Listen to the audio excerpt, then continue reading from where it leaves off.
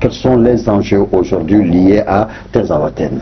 Donc les enjeux liés à ce qui se passe sur le terrain à Tinzaouatène, pour un petit rappel, on se rappelle que le gouvernement de la transition sous Assimi avait adopté une posture de reconquête territoriale et de l'extension de l'autorité de l'État. Donc nous avons vu que vers le territoire, vers les frontières de la Mauritanie, il y a eu l'extension de l'autorité de l'État, où certaines entités ou des villages qui manquaient à appel ont répondu, il y a eu l'examen du DEF. Donc concernant toute la même dynamique de reconquête territoriale et de l'autorité de l'État, la ville de Tinzaouatène ne peut pas rester en marche. Donc les enjeux pour Tinzaouatène, pour moi, c'est des enjeux stratégiques, politiques, des enjeux de souveraineté, des enjeux de confirmation de l'extension de l'autorité de l'État, parce que tant qu'on n'a pas l'entièreté de notre territoire, il est très difficile de parler de reconquête territoriale. Maintenant, quant aux événements qui se sont déroulés, après le recoupement à mon niveau, c'était plutôt une patrouille qui serait tombée dans une embuscade de la coalition CSP, GNIM, Akimi. Et pour rappel, nous pouvons nous rappeler qu'avec la caducité de l'accord, il y a une coalition de tous ceux qui s'opposaient à la présence de l'État se sont retrouvés. Donc les villes prises, notamment Kidal, Tessalit, Agalok, tout le monde s'est replié vers la frontière algérienne. Donc il y a deux Tinzaouatène. Tinzaouatène Mali et Tinzaouatène Algérie. Donc l'Algérie étant bloquée la frontière, donc tous ceux-ci n'ont pas pu rentrer, donc se sont regroupés au niveau de Tinzaouatène. Donc la prise de Tinzaouatène, à mon niveau, est plutôt stratégique, souveraine, qui peut confirmer l'extension de l'autorité de l'État. Au-delà de ce qui s'est passé aux événements déroulés, on peut que compatir, soutenir notre armée, comme on dit qu'il y a une armée nationale, et nous soutenons nos forces armées, nous nous souhaitons bonne continuation dans les missions régaliennes qui leur sont revenues de droit. Et aussi la prise de Tinzaouatène va mettre fin à ce qu'on appelle la politique de désarmement, la politique de porte, ou qui a la légitimité de porter la force légitime. Parce que tant que Tinzaouatène n'est pas prise, nous allons toujours voir des possibilités aux individus, aux groupes d'armées de faire des attaques ou de porter des armes. Donc avec cette prise, qui, à mon avis, va se faire, mais comme on dit, on peut perdre la bataille, mais on ne peut pas la guerre. Et la prise de Tinzaouatène va clôturer définitivement la politique de reconquête territoriale, à amener à dire que qui veut la paix prépare la guerre. Parce qu'on a vu assez de violence. Donc il faudrait que le cas spécifique de Tinzaouatène, pour moi, va clôturer cette série d'escalades de violence qu'on voit sous nos yeux, qui fait de nous, en tant qu'un bon Malien, un assoiffé de paix. D'accord. Alors, M. Diko, Tinzaouatène, quand même, qui est vu, qui est regardé comme le dernier bastion, en tout cas, des mains du CSP, s'il est attaqué, s'il est vaincu, on peut quand même dire que la reconquête totale du territoire n'est plus un lointain objectif? Non, il n'est plus un lointain objectif du tout, mais avant de développer, j'aimerais profiter de votre antenne pour saluer réellement les FAMA, pour saluer l'armée malienne qui est en train de se battre pour reconquérir notre souveraineté et tout notre territoire. J'aimerais m'incliner sur la mémoire de tous ces hommes qui sont tombés au combat, pour nous, pour que nous puissions être un peu plus tranquilles et que nous puissions dire que le Mali nous appartient, de Kaï à Kidal, de Tinzaouatène au plus petit village reculé dans le sud du Mali. C'est grâce à eux d'abord, les militaires qui portent cette puissance du Mali à ce niveau-là et qui vont faire cette reconquête-là, que ensuite tous les autres secteurs régaliens du Mali pourront évoluer et parler d'une souveraineté acquise ou reconquise. Et effectivement, comme vous dites, pour revenir à cela, ce n'est plus du tout, on va dire, un lointain objectif ou un rêve fou. Quand vous parliez d'Ina Sharaf, nous étions dans cette reconquête de ce village-là. Ça montrait la puissance de déploiement également de l'armée. Ça a été une surprise pour tous les observateurs et tous les stratèges militaires. Je n'en suis pas un, mais ceux que je connais me l'ont confirmé. Le déplacement de l'armée sur cette zone et la prise de cet endroit-là, ne serait-ce que momentané, était une surprise. Maintenant, j'accompagne et j'appuie ce que le docteur Touré était en train d'expliquer par rapport à la patrouille. L'objectif n'était pas d'occuper, de s'installer à Tinzaouatène, comme par exemple l'armée malienne et le Mali a occupé, s'est installé, a réoccupé et s'est réinstallé à Kidal. L'objectif n'était pas celui-là. nous avons eu à faire face à toute une coalition de toutes sortes de personnes et de toutes sortes d'organisations. Vous aviez d'un côté la nébuleuse terroriste, qui est là-bas, le GNIM, et même d'autres petits terroristes actuellement qui sont en train d'essayer de prendre de l'essor. Nous avons eu le CSP, qui en réalité a on va pas dire qu'ils aient de beaux restes, mais c'était les petits restes en fait qui étaient là, mais avec cette coalition ça a été un peu plus efficace. À ça vous rajoutez les narcotrafiquants qui étaient présents, et à ça vous rajoutez également les contrebandiers, les groupes de contrebandiers qui étaient présents. Vous rajoutez également des personnes qui sont dans le maquis algérien depuis une vingtaine, trentaine d'années, et qui là maintenant se sont installés de ce côté-là, en essayant de conserver, on va dire, leur dernière zone d'influence et de, on va dire, de non-droit, la dernière zone grise qu'ils pourraient s'accaparer sur le territoire malien. Donc nous rassurons les populations maliennes que ceci n'est en rien du tout une finalité, c'est-à-dire que les combats du vendredi ne sont rien du tout une finalité, qu'actuellement les hommes valeureux qui sont les FAMA sont en train de tout mettre en œuvre pour reconquérir et relaver cet affront qui a été fait, et de garder beaucoup de tranquillité d'esprit, de ne pas tomber dans la diversion que certains font en diffusant certaines images qui sont totalement scandaleuses. On a vu des images de torture et de maltraitance de soldats de l'armée malienne. C'est totalement scandaleux et ça prouve justement à quel type d'adversaire nous avons affaire. D'accord. Alors, Monsieur Diarra, du coup, les défis qui se posent à nous sur le chemin de la reconquête totale du territoire se posent avec acuité.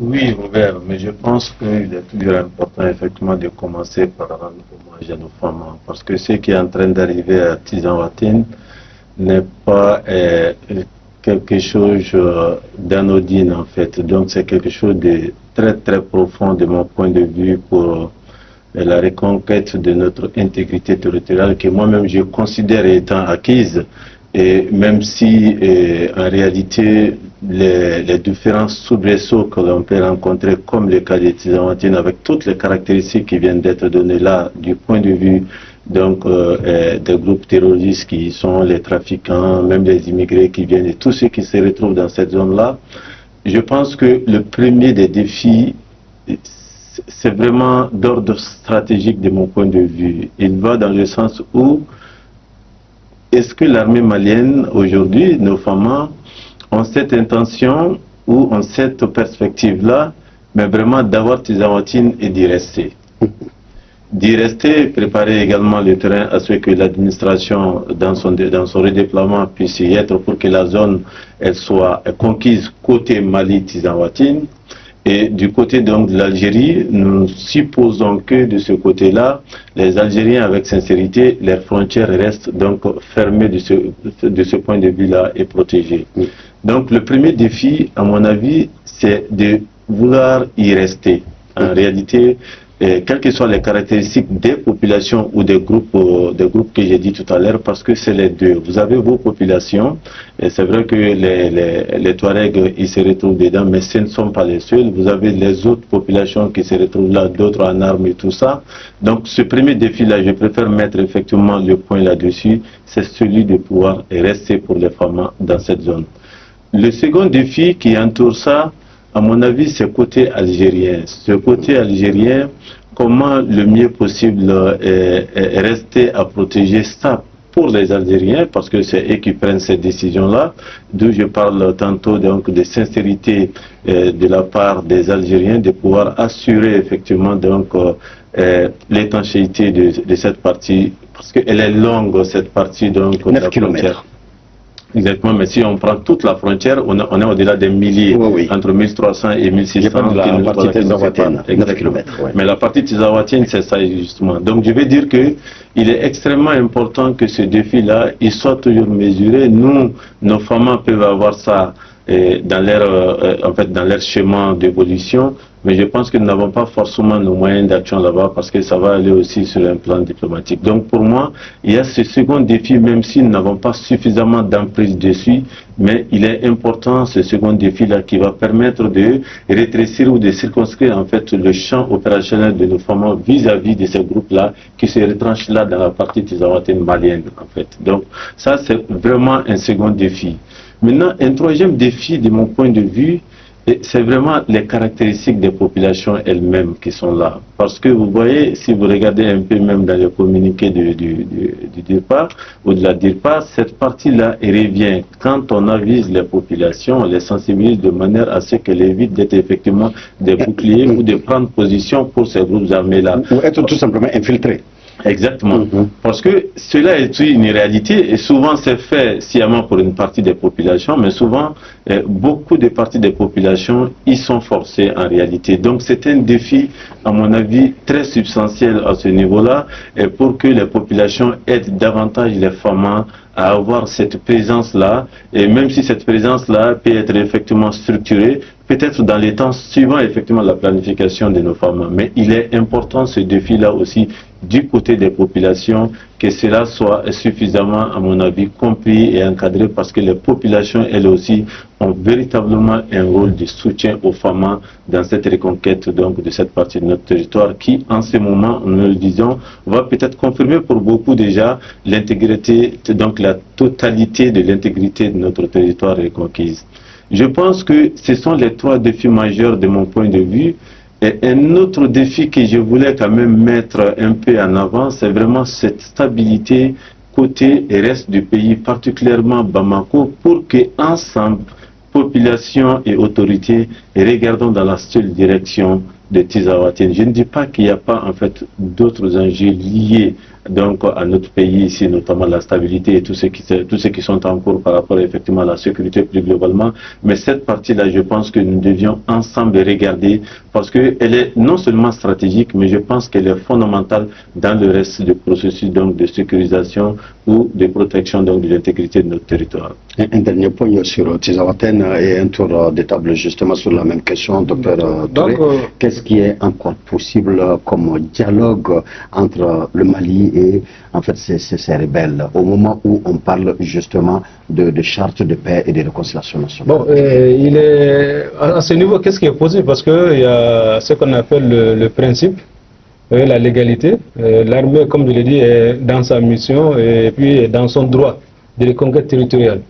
Donc comme le gouvernement a une politique, c'est-à-dire la politique de reconquête territoriale avec l'extension de l'autorité de l'État, le gouvernement aussi dialogue. Donc il y a certains points que le gouvernement, à mon avis, n'est pas d'avis à discuter. Non seulement l'entièreté de la conquête territoriale et l'extension ou bien la souveraineté pleine sur son territoire. Donc ces trois points, il n'en est pas question pour un État puissant. Donc cela veut dire quoi? Ils ne vont pas s'entendre. Parce que quelqu'un qui a des velléités d'indépendance et quelqu'un qui veut sauvegarder son unité, sur ces deux points, il y aura toujours des divergences. Maintenant, les enjeux du terrorisme, les enjeux économiques sont là. Des gens profitent de cette partie malienne, ce qu'on appelle Tizaouatène côté Mali. Donc les enjeux économiques amènent à ce qu'on parte dans un dialogue dessous. Maintenant, qu'est-ce qui est possible à mon avis? Ceux qui veulent revenir vers la République peuvent venir dans la charte. Comme on l'a dit, la porte n'a jamais été fermée. Mais l'État est dans son droit de reconquête territoriale. Et l'État ne fera pas un recul sur ce niveau. Comme le président l'a dit, ils sont dans une voie de non-retour. Et pour parler du Mali, il faut l'entièreté de l'État. Et si vous avez suivi un peu la logique avec la prise des emprises municipales et autres, le gouvernement n'a jamais, à mon avis, cessé le dialogue. Ils peuvent dialoguer, mais sur certains points, ils ne sont pas d'accord. C'est-à-dire qu'il faut vraiment que la reconquête territoriale, que l'armée, elle est nationale. Et sur un territoire, il ne peut pas avoir deux groupes armés, ou bien des porteurs d'armes, ou bien un territoire qui a ce qu'on appelle la libre circulation des personnes et des biens en fonction des hommes qui sont sur. Donc c'est cette politique qui amène l'État à être ferme. Donc l'État utilise non seulement, comme on dit en politique, le bâton plus la carotte. Tout à fait. D'accord. Alors, et pour vous, M. Diko, justement, quels sont les autres préalables selon vous à ces dialogues-là, s'il doit y avoir dialogue entre l'État malien et ses rebelles indépendantistes, entre guillemets? on va recontextualiser la chose. La région de Kidal, c'est 260 000 km². 260 000 km². À titre d'exemple, le Sénégal, c'est 190 000. Les réalités sont diamétralement opposées. Si nous devons, je dis bien si, nous devons ou nous envisageons de discuter avec les personnes qui torturent et qui maltraitent nos militaires, alors que nos militaires veulent planter le drapeau sur notre territoire, cela doit être fait avec un préalable qui est indispensable. Nous devons le faire en position de force. L'armée, les FAMA, doivent d'abord gagner la guerre du Mali. Je ne parle pas d'une bataille, je parle de la guerre du Mali. Les FAMA doivent d'abord s'imposer militairement. Ils doivent imposer leur présence militaire sur l'étendue du territoire. Maintenant, des actions sporadiques de terrorisme, c'est autre chose. Ça existe dans tous les États du monde. C'est quelque chose qu'on ne pourra arrêter que très difficilement. Mais avoir en face de soi des armées de centaines d'hommes, voire de milliers d'hommes, prêts à en découdre avec vous, je ne vois pas. Nous, quand même, au RDS, on ne voit pas quel type d'État conséquent et responsable discuterait avec ces gens-là sans au préalable leur imposer notre présence. Ça serait considéré, on va dire les mots comme ils sont, comme une trahison. On ne s'arrête pas à négocier avec ces personnes-là. On était entré dans cette dynamique-là justement avec certains partenaires qui nous obligeaient à essayer de développer des fondations, des immeubles dans la boue et dans un marécage. Il faut d'abord assainir le marécage. Il faut d'abord changer cette terre-là, et pour ensuite reconstruire quelque chose de nouveau. Et la première condition est que le Mali s'impose militairement sur le moindre centimètre carré de son territoire. Ensuite, on pourra voir les gens qui veulent discuter avec nous, on discutera avec eux, mais on ne discutera avec personne qui remettra en cause le fait que notre territoire nous appartienne. D'accord. Monsieur Diarra, et pour vous, ne faut-il pas craindre quand même une très longue guerre s'il faut d'abord gagner sur le plan militaire et après maintenant poser la table de négociation ou de discussion? Je pense, Robert, qu'il est quand même évident que tout bon Malien voudrait aujourd'hui qu'effectivement les armes se taisent finalement sur notre territoire. Je pense que ce souhait est partagé par la plus grande majorité des Maliens. Mais je pense aussi que le dialogue, on en parle, mais il exige un certain nombre de caractéristiques de mon point de vue. Aujourd'hui, par exemple, même si le gouvernement du Mali voudrait discuter, ce qui est sûr, il le veut, mais il va discuter avec qui? Parce que nous avons tous reconnu sur ce plateau tout à l'heure que les acteurs qui sont là-bas ne sont même pas que les seuls groupes terroristes. Il y a le CSP, il y a les trafiquants, de drogue. En fait, il y a pratiquement beaucoup qui se sont retrouvés là-bas, mais entre eux-mêmes, qui détiennent même la réalité du terrain. Il n'est même pas établi que ce soit effectivement le CSP qui est la réalité du terrain. Et peut-être que le GENIM ou peut-être que le groupe terroriste au Sahara, peut-être que détient aussi la réalité, même entre les deux qui aussi détient la réalité. Donc c'est difficile de mon point de vue dans le contexte actuel de pouvoir instaurer un dialogue, même si c'est ce qui a été recommandé, même si c'est ce qui est voulu par la plus grande majorité des Maliens pour que finalement les armes se taisent. Et c'est pour cela que les rapports de force soient totalement établis. Je pense qu'il est aujourd'hui quelque chose d'inévitable. Ça veut dire que nous encourageons en ce moment nos femmes, quand bien même que nous sachions que ce ne sont pas que les seules armes qui nous amènent forcément à la paix, à la stabilité et tout ça, mais dans le contexte actuel, je pense que les rapports de force est le premier point qui s'y est assuré par nos femmes. Peut-être que ça prendra du temps, même pas peut-être, nous savons que ça prendra du temps, parce que ça prendra du temps dans la mesure où, encore une fois, je dis, nous ne sommes pas certains des replis successifs de ce que ces groupes armés-là, ou ces groupes tout confondus peuvent faire sur le territoire voisin. Et même si, encore une fois, officiellement, il y a cette étanchéité qui est exprimée, mais est-ce que dans les fonds c'est protégé? Est-ce que dans les fonds c'est vraiment effectif cette étanchéité de nos frontières? Tant qu'il y a cette possibilité que ces groupes-là, comment dire ça, se répartissent sur ces territoires, donc se réorganisent pour revenir encore à l'assaut et tout ça, c'est pour cela que j'ai conjugué comme défi majeur pour nos femmes d'y rester. Parce que, compte tenu effectivement des conditions géographiques de là-bas, peut-être que la stratégie militaire ne favoriserait pas tout de suite qu'il y ait une présence, mais vraiment sur le long terme, peut-être qu'on n'a pas tout de suite les moyens de ça, mais ils ont d'autres moyens militaires de pouvoir sécuriser cette partie-là. Donc, moi, je remettrais d'abord le dialogue en second plan, si dialogue il y a, avec différentes caractéristiques et d'autres exigences qui amèneraient effectivement notre gouvernement à y aller.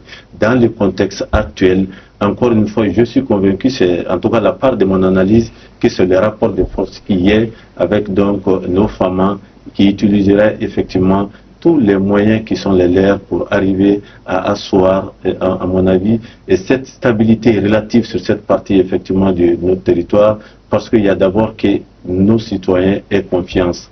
L'autre point que je voulais dire avant même, qui pourrait venir avant même le dialogue, je pense que c'est cette communication qui aujourd'hui, au-delà des communiqués que font donc, ou que fait la DIRPA, je pense qu'il y a une communication, à mon avis, stratégique qui doit prendre le corps du côté donc de nos femmes, parce qu'on est dans un contexte géostratégique et c'est sûr qu'il y a beaucoup d'autres ramifications liées effectivement à la présence de l'ensemble de ces groupes armés, mais je pense que nos partenaires de maintenant, nos populations, ont aussi besoin de connaître en fait d'autres enjeux liés déjà à cette, je pense que ce que j'appellerais cette guerre globalement, c'est véritablement une guerre que nous menons et ce point d'ancrage qui est là-bas du côté de Tizaouatine, je pense qu'on a besoin de relayer plus d'autres informations autour de ça pour que dans les salons fêtrés, ailleurs, passés par là, nous ayons en fait une autre vie de ce combat que fait notre gouvernement pour effectivement la reconquête de notre territoire.